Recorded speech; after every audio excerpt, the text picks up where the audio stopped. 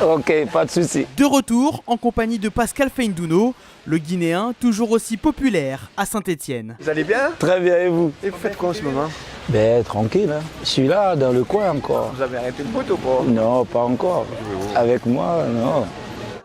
Entrons dans le bien nommé Café des Artistes pour évoquer les souvenirs de Bordeaux à la Lituanie, de Saint-Étienne au Qatar. Ça fait du bien d'être au chaud. Ah ouais. Ça se passe le téléphone, c'est forcément un souvenir que 99, ça y est. Ouais. J'ai vu direct. Je te laisse faire lecture. Pavon avec Lasland. Feindouno, il y est! Et but à l'instant face au Paris Saint-Germain. Les Girondins de Bordeaux, regardez la joie sur le banc et sur la pelouse et l'hippop est à terre. Très bon souvenir. Là, ma tête, elle est partie loin.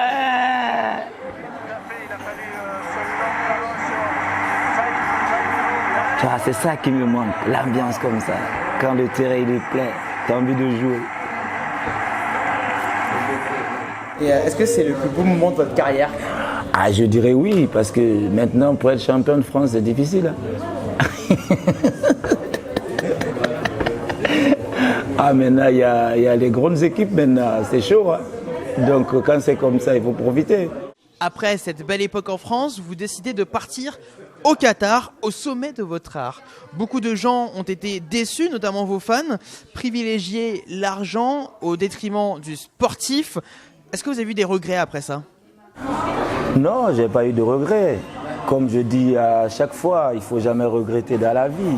J'entendais aussi dire, ouais, il est parti pour l'argent. Qui travaille pas pour l'argent? Donc c'est comme ça, tu as l'opportunité, il faut y aller, c'est comme ça. Tu n'as pas envie, tu restes tranquille. Vous aviez fait un malaise en mai 2014, à l'époque où vous jouez pour l'équipe de Lausanne. Racontez-nous un peu ce jour si particulier. C'était contre Bâle Lausanne. Et d'ailleurs, on avait perdu ce match. Et d'un coup, sous la douche, c'était fini le match, sous la douche, je sentais une petite douleur au niveau de la poitrine, mais je ne me suis pas affolé.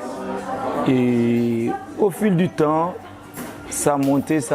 Après, j'ai signalé direct au docteur. On les a appelés, ils m'ont fait perfusion, ils me posaient des questions en disant est-ce que je sens mon bras droit ou gauche.